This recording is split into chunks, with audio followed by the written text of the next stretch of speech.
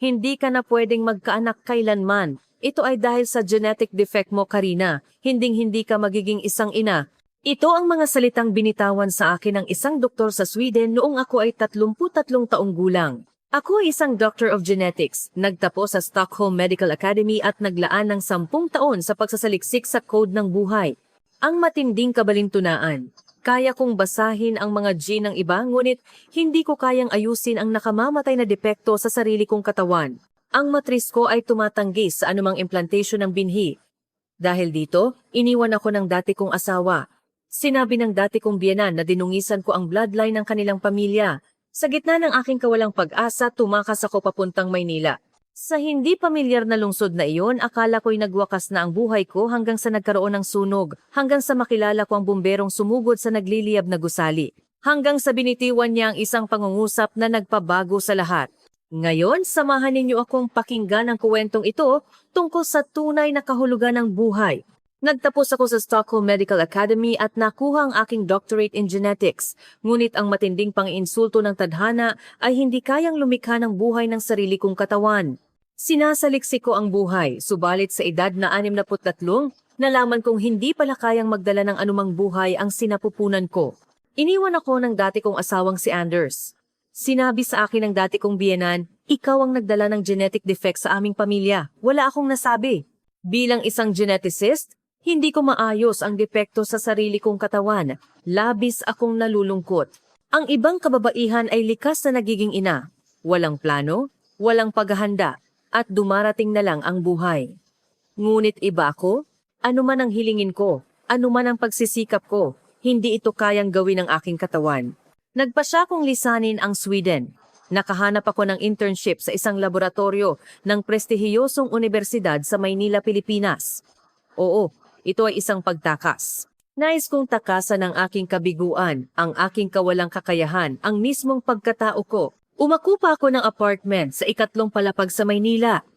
Araw-araw, nagpupunta ako sa laboratorio at nag-aanalisa ng gene sequences. Kaya kong saliksikin ang buhay ng iba, ngunit ang sarili kong buhay ay tila walang kabuluhan. Isang gabi, tuluyang nagbago ang buhay ko. Nagkaroon ng sunog sa inuupahan kong apartment building. Nagsimula ang apoy sa 2 palapag at mabilis na kumalat. Napuno ng usok ang pasilyo. Nagtatakbuhan palabas ang mga tao habang sumisigaw, ngunit nanatili ako sa aking kinauupuan. Wala na akong pakialam kung magwakas na rito, naisip ko. Wala namang kinabukasan ang buhay ko. Isang babaeng hindi pwedeng maging ina. Ano pa ang saysay ng buhay? Nang sandaling iyon may sumira sa pinto. Isang lalaking nakasuot ng uniforme ng Bombero BFP ang sumugod papasok. Si Miguel Migs Ramos. Binuhat niya ako at sinigawan, "Magising ka, kailangan mong mabuhay." Dinala niya ako palabas. Napuno ng sariwang hangin ang baga ko. Ngunit ang nakakagulat na sandali ay ang sumunod na pangyayari. Ibinalik ni Migs Ramos ang sarili sa gusali pagkatapos niya akong ibaba sa tabi ng ambulansiya. Pagkaraan ng ilang sandali, lumabas siya na may karga-kargang isang maliit na aso. Ito ay isang search and rescue na aso. Nakasulat sa tag nito ang pangalang Topper. Ngunit hindi gumagalaw si Topper. Agad na lumuhod si Migs, binuksan ang bibig ni Topper at sinimulan ang mouth-to-mouth resuscitation. 1, 2, 3. Basang-basa ng pawis ang noo niya. Pinapanood namin ang eksenang iyon, humihinga ng malalim. Bilang isang Doctor of Genetics, hindi mabilang na CPR na ang nakita ko, ngunit ang sandaling iyon ay kakaiba. Ibinibigay ni Migs Ramos ang hininga niya para iligtas ang isang aso, hindi tao, kundi aso. Isang rescue dog na maaaring inabandona ng tao. Sa wakas umubo si Topper at nagsimulang huminga. Nakahinga ng maluwag si Migs. Hinaplos niya si Topper at sinabing, "Magaling, Topper, kinaya mo." Nanginginig ang boses niya. Sa sandaling iyon may nag-iba sa dibdib ko. Para saan ako nabubuhay sa loob ng maraming taon? Palagi akong naniniwala na ang paglikha ng buhay ang may saysay. Inakala kong wala akong halaga dahil hindi ako makapag-anak, ngunit iba si Migs Ramos. Siya ay nagpapalakas ng loob at nagpoprotekta sa buhay na naroon na, sa buhay na malapit ng iwanan. Ang buhay pala ay hindi nililikha, kundi pinoprotektahan. Nang gabing iyon, sumailalim ako sa pagsusuri sa ospital. Kailangan kong manatili ng 1 araw dahil sa sobrang usok na nalanghap ko.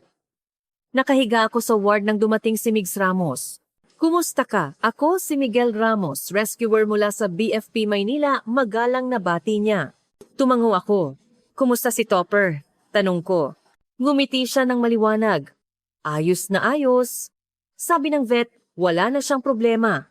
Buti at naagapan. Napanatag ako. Nakapagtataka, mas inalala ko ang buhay ng aso kaysa sa sarili ko. Bakit mo ginawa iyon? Aso lang si Topper, hindi tao, tanong ko. Nag-isip si Migs Ramos at sumagot, buhay din si Topper. Hindi pwedeng sukatin ang halaga ng buhay sa laki. Basta kaya kong iligtas, gagawin ko ang lahat. Trabaho ko ito.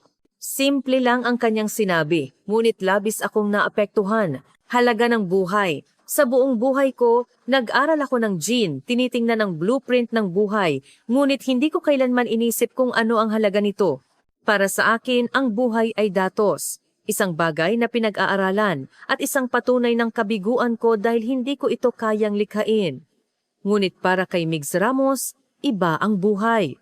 Para sa kanya, ang buhay ay isang mahalagang nilalang na dapat protektahan anuman ang laki, uri o halaga. Basta't humihinga, ito ay may kabuluhan. Mula noon, madalas kaming nagkikita ni Migs Ramos. Nagkataon o baka sinasadya ko lang na magkita kami. Nakita ko siya habang inaayos ang aking research data sa isang coffee shop malapit sa BFP station. Karina? Ikaw nga! Masayang bati niya. Kumusta Migs? Kumusta si Topper? Masaya rin ako. Ayos na ayos. Masipag sa training. Natural kaming nag-usap. Nagkuwento siya tungkol sa search and rescue dogs, ako naman tungkol sa aking pagsasaliksik. Lumipas ang oras nang hindi namin namamalayan, ngunit may anino pa rin sa aking puso. Hindi pa rin ako buo. Ano ang kabuluhan ko sa harap ng taong ito? Dadating ang araw na malalaman niya ang depekto ko, at aalis din siya, tulad ng iba, pananaw ko. Isang araw, inanyayahan ako ni Migs Ramos sa BFP station. Gusto mong makita si Topper? May bago siyang training. Pumunta ako. Sa training ground sa likod ng BFP station, kasama ni Topper ang iba pang rescue dogs. Lumulukso sa mga obstacle, naghahanap ng tao, at sumusunod sa mga utos. Ang galing, di ba? Ipinagmamalaki ni Migs. Si Topper ay dating askal, inabandona, pero ngayon, isa siyang bayani na nagliligtas ng tao. Pwedeng magbago ang buhay sa ganitong paraan. Tiningnan ko si Topper masayang tumatakbo. Bigla akong naisip, maaari din ba akong magbago? Mula sa isang inabandonang nilalang tungo sa isang may kabuluhan? Ngunit hindi nagtagal ang isipang iyon. Nang gabing iyon may tawag mula sa Sweden. Ang dati kong asawang si Anders. Karina, magpapakasal na ako ulit. Buntis ang bagong asawa ko. Ang hindi mo nagawa, nagawa niya. Naputol ang tawag. Nanlumo ako sa kinatatayuan ko. Parang guguho ang dibdib ko. Sa huli, wala akong kabuluhan. Isang hindi buong babae. Nang gabing iyon, tumayo ako sa isang tulay sa Ilog Pasig. Dumadaloy sa ilalim ang itim na tubig, ang lamig ng hangin. Mas madali kaya kung magtatapos na lang dito? Naisip ko. Nang sandaling iyon may humawak sa balikat ko. Karina? Si Migs Ramos? Hinihingal siya sa harap ko. Anong ginagawa mo rito? Mag-isa, hating gabi na. Hindi ako nakapagsalita, nakayuko lang. Tiningnan ni Migs ang ekspresyon ko at dahan-dahang nagtanong, anong nangyayari? Kinagat ko ang labi ko. Ayaw kong magsalita, ngunit sa huli sumambulat ito. Wala akong silbi. Nanginginig ang boses ko. Ako ay may doctorate, nagpakadalubhasa sa genetics, nag-aral ng buhay, ngunit hindi kayang lumikha ng buhay ng sarili kong katawan. Hindi ako mabubuntis, hindi magkakaroon ng implantation. Isa itong genetic defect. Tahimik na nakinig si Migs Ramos. Tumawag si Anders ngayon, magpapakasal daw ulit. Buntis ang bago niyang asawa. Ang hindi ko nagawa, nagawa ng ibang babae. Sa huli, isa akong walang kuwentang nilalang. Tumulo ang luha ko. Tinakpan ko ang mukha ko ng kamay. Ang ibang babae, madaling maging ina. Walang plano, walang paghahanda, natural na nagdadala ng buhay. Ngunit ako, kahit gaano ko kagusto, kahit gaano ako kasikap, hindi ko pwedeng gawin. Bigong-bigo ako bilang babae. Bilang tao. Matagal na nanahimik si Migs Ramos. Pagkatapos, dahan-dahan siyang nagsalita. Karina, ang halaga ng buhay ay hindi ganyan. Mahinahon ang boses niya. Ang pagkakaroon ng anak ay hindi ang tanging kabuluhan ng buhay. Mahalaga ang buhay na nilikha, ngunit mahalaga rin ang buhay na pinoprotektahan. O baka, mas mahalaga pa ang pagprotekta. Anong ibig mong sabihin? Tinaas ko ang ulo ko. Araw-araw, pumupunta ako sa mga scene, aksidente, sunog, gumuho. Nagliligtas ako ng buhay doon. Hindi lumilikha ng bago, kundi nagpoprotekta sa buhay na naroon na. Iyon ang trabaho ko. At ang trabaho kong ito ay kasing halaga ng pagkakaroon ng anak. Pinag-isipan kong mabuti ang sinabi niya. Karina, ikaw ay isang Doctor of Genetics. Alam mo ba kung gaano karaming buhay ang matutulungan mo sa kaalamang iyan? Gamutan ng sakit, pag-iwas sa genetic diseases, pagpapabuti ng buhay ng tao? Napakagandang bagay niyan. Ngunit hindi pa rin ako makapagsalita. Karina, sabi niya ng may pagmamahal, ikaw ay sapat na. Ang hindi mo pagkaanak ay hindi pwedeng maging batayan ng halaga mo. Nang gabing iyon, hinatid ako ni Migs Ramos sa bahay. Sinabi niya na hindi niya ako pwedeng iwanang mag-isa, kaya natulog siya sa sofa sa sala hanggang umaga. Sa kwarto ko, nag-isip ako, bakit ganito siya kabait sa akin? Sa isang tulad ko? Kinabukasan, nagsimula akong magbago ng dahan-dahan. Sa mungkahi ni Migs Ramos, nagpa siya akong gamitin ang kaalaman ko sa pangangalaga ng kalusugan ng mga search and rescue dogs. Madalas silang ipinapadala sa mga mapanganib na lugar, kaya napakahalaga ng kanilang kalusugan. Nagsimula akong magsagawa ng genetic testing sa mga rescue dogs, anong sakit ang madaling makuha, anong training ang angkop, paano ayusin ang kanilang dieta. Inialay ko ang lahat ng kaalaman ko. Si Topper ang una kong pasyente, hindi una kong kasosyo. Topper, may check-up tayo ngayon ha? Sabi ko habang hinihima siya. Sumunod sa akin si Topper habang winawagayway ang buntot. Lumabas sa check-up na napakaganda ng kalusugan ni Topper, ngunit nakita ko na posibleng magkaroon siya ng problema sa kaso-kasuan. Migs, kailangan ni Topper ng joint strengthening exercises mula ngayon. Kung aayusin, magiging malusog siya, kahit tumanda na. Talaga? Salamat Karina. Labis ang tuwa ni Migs Ramos. Nakita ko siyang masaya at nakaramdam ako ng pagmamalaki. May kabuluhan din pala ito. Kahit hindi ako makalikha ng buhay, kaya ko namang magprotekta ng buhay. Ngunit hindi nagtagal ang kaligayahan. Isang araw, nakatanggap ako ng mail mula sa Sweden galing sa dati kong biyenan. Binuksan ko at nakasulat, Karina, napakaganda na umalis ka sa aming pamilya. Isang biyaya na hindi mo dinungisan ang bloodline ng pamilya namin. Ang anak namin, nagsisimula na ulit sa isang malusog na babae. Mamuhay kang mag-isa habang buhay. Iyan ang tadhana mo. Nanginginig ang kamay ko habang binabasa ang mail depekto. Dinungisan ang bloodline, tadhana. Tumago sa dibdib ko ang mga salitang iyon. Isinara ko ang screen ng mail, ngunit hindi maalis sa isip ko ang mga salita. Oo, may depekto ako. Hindi ako buo. Wala akong silbi sa kahit kanino. Nang gabing iyon, nag-iisa ako sa laboratorio. Tinitingnan ko ang gene sequences sa microscope, ang perpektong double helix structure, ang blueprint ng buhay. Ngunit hindi perpekto ang blueprint sa loob ko. Binuksan ko ang research notebook ko. Nakasulat doon ang hindi mabilang na pagsasaliksik sa genetic diseases, pag-aaral ng gamutan, at paghahanap ng pag-iwas. Ito ang lahat ng naipon ko sa loob ng 10 taon. Ano ang silbi nito? Kahit ang sarili kong katawan, hindi ko kayang gamutin. Isinara ko ang notebook at umiyak sa lamesa. Nang sandaling iyon, bumukas ang pinto ng laboratorio. Karina, si Migs Ramos. Nagulat siya nang makita ang itsura ko. Bakit ka umiiyak? Anong nangyayari? Umiling ako. Wala. Nagsisinungaling ka. Meron, di ba? Umupo si Migs Ramos sa tabi ko at tahimik na naghintay. Sa huli, ikinuwento ko sa kanya ang tungkol sa mail, ang malupit na salita ng dati kong biyenan. Galit ang naging ekspresyon ni Migs Ramos. Mali ang mga taong iyon. Matatag ang boses niya. Walang depekto si Karina. Si Karina ay perpekto. Hindi. Kahit hindi ka perpekto, ayos lang. Walang sino mang perpekto. Ang mahalaga ay kung anong klaseng tao ka. At si Karina, isa ka sa pinakamagaling na taong kilala ko. Tiningnan ko siya. Bakit? Wala naman akong kabuluhan. Hindi. Iniligtas mo si Topper, Karina. Hindi lang si Topper. Lahat ng rescue dogs ay naging malusog dahil sa iyo. At isipin mo, ang hindi mabilang na buhay na iniligtas ng mga rescue dogs na iyon, hindi ito magagawa kung wala ka. Sa kanyang mga salita, sa unang pagkakataon, naunawaan ko, may buhay na hindi ko kayang likhain, ngunit may buhay na kaya kong protektahan. May mga anak na hindi ko kayang iluwal, ngunit may mga nilalang na kaya kong tulungan. Migs. Nang akmang magsasalita ako, tumunog ang radio ni Migs Ramos emergency call. Team Migs Ramos, kailangan agad. Building collapse. Tumayo si Migs Ramos. Pasensiya na Karina. Kailangan kong umalis. Mag-ingat ka, sabi ko. Huminto si Migs Ramos sa pinto. Lumingon siya at sinabi, Karina, ikaw ay mahalaga. Huwag na huwag mong kalilimutan iyan. Tumakbo siya palabas. Nananatili ako doon, nakaupo, habang mabilis ang tibok ng puso ko. Ito ang unang pagkakataon na naramdaman ko ang emosyong ito. Ano ito? Ang pakiramdam na ito ng init? Gabi na. Inayos ko ang laboratorio at umuwi. Nahiga ako sa kama, ngunit hindi ako makatulog. Ang salita ni Migs Ramos ay patuloy na umalingaw-ngaw sa isip ko. Ikaw ay mahalaga. Kailan pa may nagsabi sa akin ng ganoon?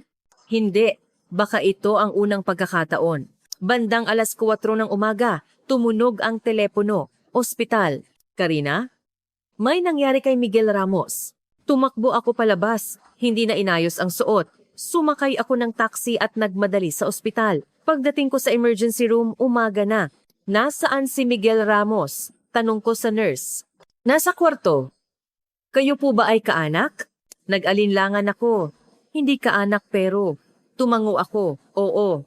Pumasok ako sa kwarto. Nakahiga si Migs Ramos sa kama. Naka-armcast ang kaliwang kamay niya. May benda sa noo, ngunit gising ang mata niya. Karina, bakit ka narito? Gulat ang ekspresyon niya.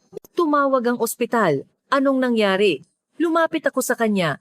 Napangiti si Migs Ramos nang humihingi ng paumanhin. Wala ito. May nahulog na concrete habang nagliligtas ako sa gumuho. Bali lang ang braso. May sugat sa ulo. Walang panganib sa buhay.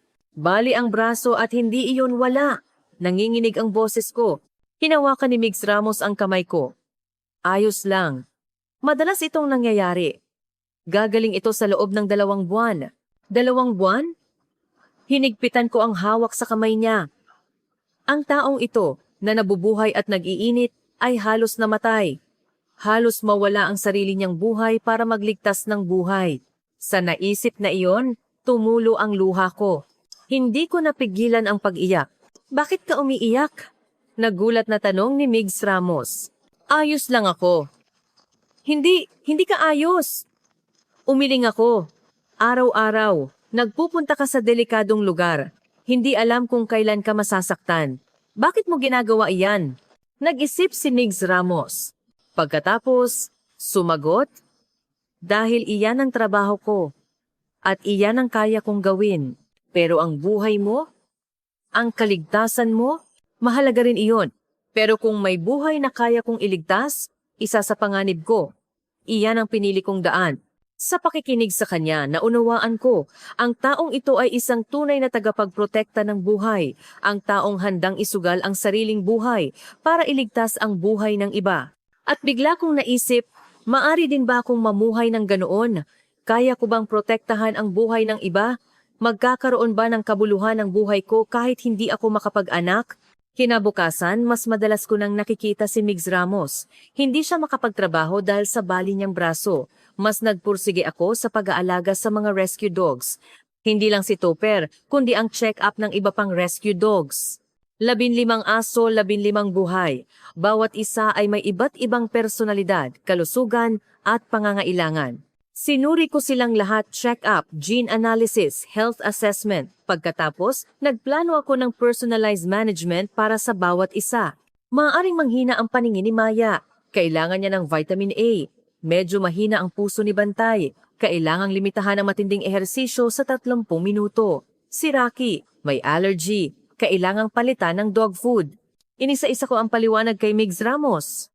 Napakagaling mo, Karina. Paano mo nalaman lahat ng iyan? Nagtataka si Migs Ramos. Itong specialty ko eh. Genetics, sagot ko habang ngumingiti. At bigla kong napagtanto, ngumiti ako. Kailan pa ako nagsimulang ngumiti ng ganito? Lumipas ang 1 buwan, gumaling na ang braso ni Migs Ramos. Tinanggal na ang cast at nagsimula na siyang mag-rehab. Tinulungan ko siya naghahanda ng exercise plan, nagbibigay ng nutritious diet, nagmo-monitor sa paggaling niya. Ano kaya ang mangyayari sa akin kung wala ka, Karina? Sabi ni Migs Ramos isang araw. Ang bilis ng paggaling ko ay dahil sa iyo. Hindi, Migs. Malakas ka talaga. Sagot ko, kahit na. Napakagaling mong tao, Karina, sinabi niya nang may seryosong ekspresyon. Ang trabaho ko ay magligtas ng tao, pero iniligtas mo ako, ang puso ko, ang pananaw ko, ang buhay ko, uminit ang dibdib ko. Ako rin, sabi ko. Iniligtas mo ako, Migs. Nang gabing iyon sa Ilog Pasig at hanggang ngayon, tiningnan namin ang isa't isa, hindi na kailangan ng salita. Nagkakaintindihan na kami. Nang sandaling iyon, may emergency call mula sa BFP station. Malaking sunog sa kagubatan. Lahat ng team lumabas. Tumayo si Migs Ramos. Kailangan kong umalis. Ayos ba ang braso mo? Ayos na. Dari-dari siyang nag-ayos ng gamit. Nag-alala ako. Mag-ingat ka. Huwag kang mag-alala. Huminto siya sa pinto. Lumingon siya at sinabing, Karina, pagbalik ko, may sasabihin ako sa iyo. Ano? Pagbalik ko na. Pangako. Ngumiti siya at umalis. Tiningnan ko ang likod niya. May masamang pakiramdam ako. Bakit ako nag-aalala ng ganito? Wala namang mangyayari, di ba? Kinagabihan, ipinabalita sa balita ang tungkol sa sunog. Malaking sunog sa mga kagubatan ng Rizal. Maraming bumbero ang ipinadala, kasama ang mga search and rescue dogs. Hindi ako umalis sa harap ng TV. Nakikita ko ang pulang apoy na bumabalot sa bundok, ang mga bumberong nagtatakbuhan. Si Migs ay naroon, si Topper ay naroon. Gabi na, at hindi ako makatulog. Patuloy akong nanonood ng balita. Lumalaki ang apoy. Napakalakas ng hangin. Hirap kontrolin. Bandang 2:00 ng umaga, lumabas ang breaking news. Isang bumbero at isang rescue dog nawawala sa lugar ng sunog. Para akong pinigilan ang hininga. Tinawagan ko si Migs Ramos, hindi sumasagot. Tinawagan ko ulit, hindi pa rin. Tinawagan ko ang BFP station. Kumusta si Team Migs Ramos? Pasensiya na. Kasalukuyang kinukumpirma pa. Naputol ang tawag. Nagbihis ako at lumabas. Sumakay ng taxi at nagmadali papuntang Rizal. Pagdating ko sa lugar ng sunog, pagkaraan ng 3 oras, namumula pa rin ang kalangitan. Hinanap ko ang command post. Ako ang kakilala ni Team Migs Ramos. Anong nangyayari? Seryoso ang ekspresyon ng komandante. Si Team Migs at si Topper ay naghanap ng hiker na trap sa bundok. Ngunit biglang nagbago ang ihip ng hangin at natrap sila sa apoy. Pupunta na ang rescue team. Buhay pa ba sila? Nanginginig ang boses ko. Hindi namin alam. Naputol ang radio. Halos matumba ako. Hindi! Migs! Kailangan! Si Topper din. Pagkaraan ng 3 oras, sumikat ang araw. Dahan-dahang nakontrol ang apoy. Sa wakas, may balita mula sa radio. Nakita ang 3 survivor Migs Ramos, rescue dog na si Topper, at isang hiker. Nakahinga ako ng maluwag. Kumusta ang kalagayan nila? May malay. Malala ang usok na nalanghap, ngunit wala sa panganib ang buhay. Pagkaraan ng 1 oras, binuhat palabas si Migs Ramos. Maitim ang mukha niya sa usok, punit-punit ang uniforme, ngunit buhay siya. Kasama niyang lumabas si Topper, pilay ang lakad, ngunit winawagayway pa rin ang buntot. Tumakbo ako. Migs! Ngumiti si Migs Ramos nang makita ako. Karina, bakit ka nandito? Siyempre, pupunta ako. Nag-alala ako. Hinawakan ko ang kamay niya. Malamig ang kamay niya, ngunit malakas.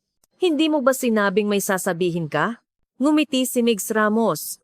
Oo, may sasabihin ako. Ngayon na sabihin mo, sabik kong sabi. Tiningnan ako ni Migs Ramos sa mata. Karina, mahal kita. Nanginginig ang boses niya. Hindi mahalaga sa akin kung makapag-anak ka o hindi. Ang mahalaga sa akin ay si Karina ang puso mo. Gusto kong makasama ka habang buhay, protektahan ang buhay at protektahan ang isa't isa. Tumulo ang luha ko. Ako rin. Mahal din kita, Migs.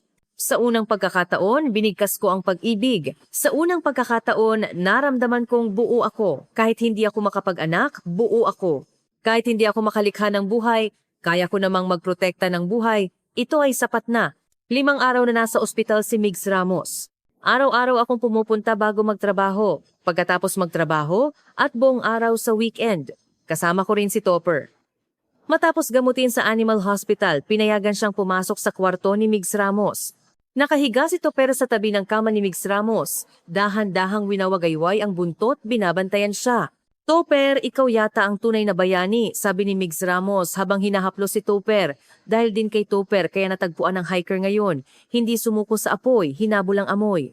Tiningnan ko si Topper. Isang maliit na aso, inabandona. Ngunit ngayon, isa siyang bayani na nagliligtas ng tao. Pwedeng magbago ang buhay sa ganitong paraan mula sa isang inabandonang nilalang tungo sa isang kailangan. Ganoon din ako. Ang taong inakala nilang walang silbi, ngayon ay isang taong kailangan ng iba. Pagkaraan ng 5 araw, lumabas na si Migs Ramos sa ospital. Magkasama kaming pumunta sa BFP station. Sinalubong kami ng mga kasamahan niya. Ang galing mo, Migs! Ang ace namin! Nandoon si Topper at lahat ay masaya. Tumawa rin ako. Gusto ko ang lugar na ito, ang lugar kung saan nagtitipon ang mga tagapagprotekta ng buhay, ang mga taong nagmamalasakitan at nagpoprotektahan sa isa't isa. Tinawag ako ng BFP Chief. Karina, pwede ba tayong mag-usap? Opo, Chief. Pumasok ako sa opisina niya. Seryoso ang ekspresyon ng Chief. Karina, may mungkahi ako. Interesado ka bang maging isang researcher ng search and rescue dogs dito sa BFP? Permanent position? Nagulat ako. Talaga po? Oo. Alam mo ba kung gaano kalaki ang naitulong mo sa kalusugan ng mga rescue dogs namin? Tumataas din ang success rate ng rescue namin. Kailangan ka namin. Nag-isip ako. Permanent position. Ibig sabihin, magpapatuloy ako sa Pilipinas. Mananatili rito. Hindi na babalik sa Sweden. Pwede po ba akong bigyan ng oras para mag-isip? Siyempre. Pag-isipan mong mabuti. Paglabas ko, naghihintay si Migs Ramos. Anong pinag-usapan ninyo? Inalok ako ni Chief ng permanent position bilang researcher. Nagliwanag ang mata ni Migs Ramos. Talaga? Dapat tanggapin mo iyan. Pero ibig sabihin, mananatili ako sa Pilipinas. Anong problema doon? Tanong ni Migs Ramos. Tiningnan ko siya. Ako ay taga-Sweden. Ang passport ko ay Swedish. Hindi ito ang bansa ko. Hinawakan ni Migs Ramos ang kamay ko. Karina, hindi mahalaga ang bansa. Ang mahalaga, kung nasaan ka masaya, kung nasaan ka nakakakita ng kabuluhan. Tama siya. Sa Sweden, hindi ako masaya. Isa akong bigo. Isang inabandona. Ngunit sa Pilipinas, iba ako.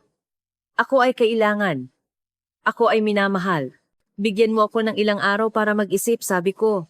Nang gabing iyon, nag-iisa ako, nag-aalala sa kama habang nakatingin sa kisame. Lumabas ang mga alaala ng Sweden, ang kalye ng Stockholm kasama ang magulang ko noong bata pa ako. Ang araw na una kong pinag-aralan ng genetics sa universidad. Ang sandali na nakuha ko ang doctorate. Ang araw ng kasal. At ang araw na natanggap ko ang divorce notice, tapos na ang lahat. Magandang alaala man o masakit, tapos na. Ngayon, may bago akong present. May Migs Ramos. May Topper, may mga rescue dogs, may mga tao sa BFP, sila ang bago kong pamilya. Kinabukasan, nagdesisyon ako. Tinawagan ko si Chief. Chief, tinatanggap ko ang mungkahi. Gusto kong maging permanent researcher. Talaga? Salamat, Karina. Pagkatapos ko ibaba ang telepono, nagpadala ako ng text kay Migs Ramos. Nagdesisyon na ako. Mananatili ako sa Pilipinas. Agad siyang nag-reply. Talaga? Sigurado ka? Pupuntahan kita agad. Pagkaraan ng 10 minuto, tumakbo papasok si Migs Ramos sa laboratorio ko. Hinihingal siya. Talaga bang mananatili ka sa Pilipinas? Niyakap ako ni Migs Ramos ng mahigpit. Salamat Karina, maraming salamat. Niyakap ko rin siya. Ang init. Ngunit ng gabing iyon, may hindi inaasahang nangyari. May tawag mula sa Sweden, ang dati kong asawang si Anders. Karina, ako ito. Bakit ka tumawag? Malamig ang boses ko. Pasensiya na. Talagang pasensiya na, nanginginig ang boses niya. Anong pasensiya na? Lahat ng iyon ay kasinungalingan. Ang pagpapakasal ulit, ang pagbubuntis. Lahat ay kasinungalingan. Nanigas ako. Anong ibig mong sabihin? Pinagawa lang sa akin ni Mama para sumuko ka, para saktan ka. Hindi ako nagpakasal ulit. Mag-isa pa rin ako. Nanginginig ang kamay ko. Bakit? Bakit ka nagsinungaling ng ganoon? Sabi ni Mama, kahihiyan ka sa pamilya. Sabi niya, kalimutan na ang babaeng baog, kaya pinagawa niya sa akin iyon. Karina, mahal pa rin kita. Ibinaba ko ang telepono. Nanginginig ang buong katawan ko. Galit, pagkakanulo, kasinungalingan. Lahat ng sakit ay dahil sa kasinungalingan. Nanlumo ako sa kama. Tumulo ang luha ko. Pero sa pagkakataong ito, hindi luha ng kalungkutan, kundi ng galit. Tumunog ulit ang telepono. Si Anders. Hindi ko sinagot. Patuloy siyang tumatawag. Pinatay ko ang telepono. Pagkaraan ng halos 1 oras may kumatok. Karina? Ako ito, Migs. Binuksan ko ang pinto. Nakatayo si Migs Ramos, nag-aalala ang ekspresyon. Hindi kita makontak, nag-alala ako. Ikinuwento ko sa kanya ang lahat, ang tawag ni Anders, ang kasinungalingan, ang lahat. Galit ang naging ekspresyon ni Migs Ramos. Ang sama-sama talaga ng mga taong iyon. Gaano ako nagdusa dahil sa kasinungalingang iyon? Nanginginig ang boses ko. Dahil sa salitang iyon, tumayo ako sa ilog Pasig at gusto ko nang mamatay. Talaga. Niyakap ako ni Migs Ramos. Karina, ayos ka na ngayon. Wala na ang mga taong iyon sa buhay mo. Nandito ka, kasama ako. Pero hindi, ikaw ang biktima. Hindi mo kasalanan, kasalanan nila. Hinawakan niya ang mukha ko. Tumingin siya sa mata ko at sinabi, Karina, huwag kang magpapasakit dahil sa kanila. Sila ang mga taong hindi nakakaunawa sa halaga mo. Ngunit alam ko kung gaano ka kagaling, gaano ka kamahalaga. Tiningnan ko siya, puno ng katapatan ang mata niya. Karina, magpakasal tayo. Para akong pinigilan ng hininga. Ano? Magpakasal tayo. Maging asawa kita. Magkasama tayong mamuhay habang buhay. Magprotekta ng buhay at magprotekta sa isa't isa. Hindi ako makapagsalita. Hindi ako makapag-anak. Hindi tayo makakabuo ng pamilya. Hindi. Tayo ang pamilya. Ikaw at ako at si Topper. Tayo ang pamilya. Mahigpit na hinawakan ni Migs Ramos ang kamay ko. Ang pagkakaroon ng anak ay hindi ang tanging anyo ng pamilya. Ang pagmamahalan, pagprotekta sa isa't isa, at pagsasama iyon ng pamilya. Kaya nating gawin iyan. Tumulo ang luha ko. Sa pagkakataong ito, luha ng kaligayahan. Oo. Gusto kong magpakasal, sabi ko. Ngumiti si Migs Ramos. Ngumiti rin ako. Niyakap namin ang isa't isa ng mahigpit. Matagal. Nang gabing iyon, nagdesisyon ako ulit. Kinabukasan pumunta ako sa Swedish Embassy o sa Bureau of Immigration. Inilabas ko ang Swedish passport ko. Nandito ako para mag-apply ng renunciation of citizenship. Nagulat ang officer. Sigurado po ba kayo? Kapag tinalikuran ninyo, mahirap na ibalik. Opo. Sigurado ako. Gusto ko nang maging Pilipino. Matatag kong sinabi. Pinirmahan ko ang mga dokumento. Kinuha ko ang passport ko at lumabas. Naghihintay si Migs Ramos sa labas. Ayos na? Inilabas ko ang passport ko at dahan-dahan kong pinunit sa gitna. Napunit ang litrato ko. Napunit ang nakaraan ko. Malaya na ako, sabi ko. Malaya mula sa nakaraan, mula sa sakit, mula sa lahat. Niyakap ako ni Migs Ramos. Ngayon, bagong simula na. Oo, bagong simula. Naglakad kaming magkasama sa kalsada ng Maynila, ang bago kong bayan, kasama rin si Topper. Winawagayway ang buntot niya sa harap namin. Kami ay pamilya. Isang pamilya na hindi binuo ng gene, kundi ng pagpili. At ito ay sapat na. Lumipas ang 6 na buwan. Opisyal na akong Search and Rescue Canine Researcher sa BFP Maynila. Binigyan ako ng special working visa at permanent residency ng gobyerno ng Pilipinas. Ang laboratorio ang naging ikalawa kong tahanan. Araw-araw maaga akong nagpupunta nagche-check sa kalusugan ng mga rescue dogs, nag-aayos ng data ng gene analysis, nagde-develop ng bagong training plan. Ang 15 rescue dogs ay naging 25 na. Hindi lang Maynila, pati ang BFP ng ibang rehiyon ay nakikipag-ugnayan sa akin. Karina, BFP Cebu ito. Pwede mo rin ba kaming tulungan sa check-up ng mga rescue dogs namin? BFP Davao ito. Pwede mo ba kaming padalhan ng data ng training plan na ginawa mo?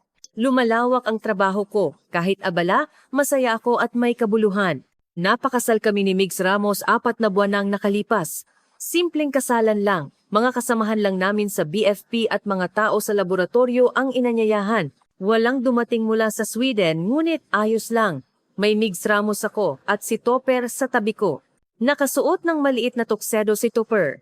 Dinala niya ang wedding ring namin. Tumawa ang lahat ng bisita. Pwedeng maghalikan na ang mag-asawa. Sabi ng host. Niyakap ako ni Migs Ramos at hinalikan. Iyon ang pinakamasayang sandali sa buhay ko. Ang bagong bahay namin ay isang maliit na apartment malapit sa BFP station, 2 kwarto, 1 sala. 1 kwarto para sa amin at 1 kwarto para kay Topper. Bibigyan ba talaga natin ng sariling kwarto si Topper? Tanong ko habang tumatawa. Oo naman, pamilya din si Topper. Seryosong sagot ni Migs Ramos. Nang makita ni Topper ang sarili niyang kwarto, tumakbo siya sa tuwa. Natawa kaming dalawa sa pagmamasid sa kanya. Ang aming routine ay madalas. Pagkagising sa umaga, naghahanda ng almusal si Migs Ramos. Magaling siyang magluto, fried egg, toast, salad, simple pero masarap. Karina, kain na. Salamat asawa ko. Kahit bago pa sa akin ang salitang asawa ko, ang sarap pakinggan. Sabay kaming kumain at sabay kaming pumapasok. Magkatabi lang ang BFP station. Ako sa laboratorio, siya sa rescue team.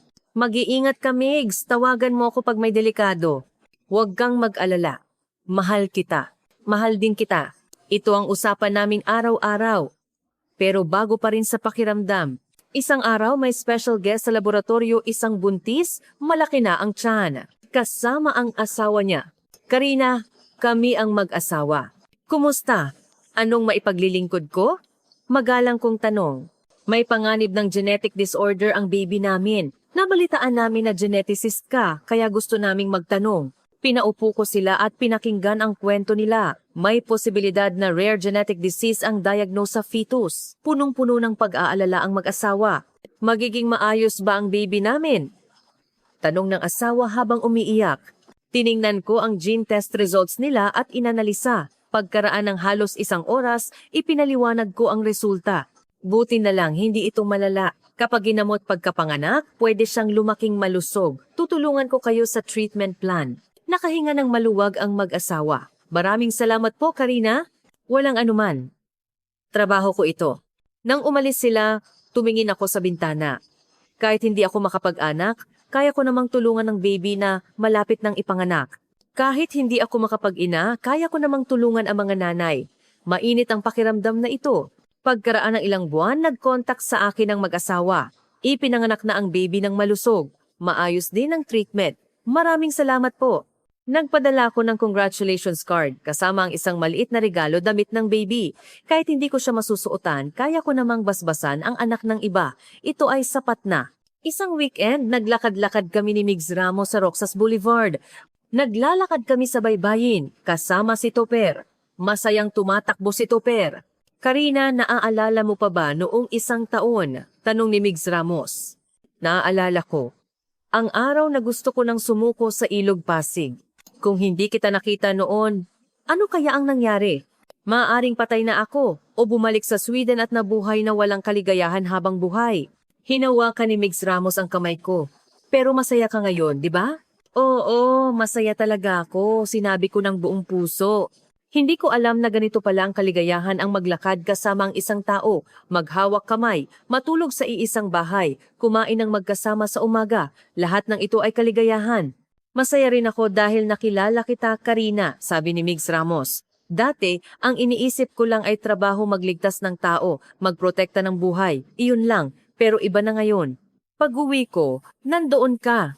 Hindi mo alam kung gaano kaganda iyon. Umupo kami sa bench. Nakahiga si Topper sa paanan namin. Migs, hindi ka ba nagsisisi? Tanong ko. Saan? Na hindi ako makapag-anak. Gusto rin ng magulang mo ng apo, di ba? Umiling si Migs Ramos. Hindi ako nagsisisi. Kahit kaunti, naiintindihan din ng magulang ko. Sabi nila, basta masaya tayo. Talaga? Oo. At Karina, hindi lang kailangan ng pamilya ng anak. Tayong dalawa. At si Topper. Tayo ang pamilya. Isang perpektong pamilya. Tumulo ang luha ko. Pero hindi luha ng kalungkutan. Salamat. Maraming salamat. Ako ang dapat magpasalamat. Niyakap namin ang isa't isa. Nang sandaling iyon, tumahol si Topper. Tiningnan namin siya. Winawagayway ni Topper ang buntot niya at nakatingin sa amin. Topper, salamat. Hinaplos ko si Topper. Kung wala ka, wala ako rito. Ikaw ang nagpakita sa akin ng tunay na kahulugan ng buhay. Salamat. Dinilaan ako ni Topper sa kamay. Sa labas, kumikinang ang skyline ng Maynila. Ang lungsod na ito, na dating dayuhan sa akin, ngayon ay tahanan ko na. Dito ko natagpuan ang pag-ibig, ang kabuluhan, at ang sarili ko. Inakala ko na hindi ako buo dahil hindi ako makalikha ng buhay. Ngunit ngayon, alam ko na, ang halaga ng buhay ay wala sa paglikha, kundi sa pagprotekta. Pinoprotektahan ko ang mga rescue dogs. Pinoprotektahan ko ang buhay na ililigtas nila. Pinoprotektahan ko si Migs Ramos. Pinoprotektahan ko ang aming pamilya. Ito ang buhay ko. Hindi perpekto, ngunit buo. Hindi ang buhay na inakala ko, ngunit mas maganda kaysa sa pinangarap ko. Gumagalaw si Topper sa pagtulog at dahan-dahan niyang winawagayway ang buntot niya. Kaming tatlo ay isang buong pamilya at ito ay sapat na.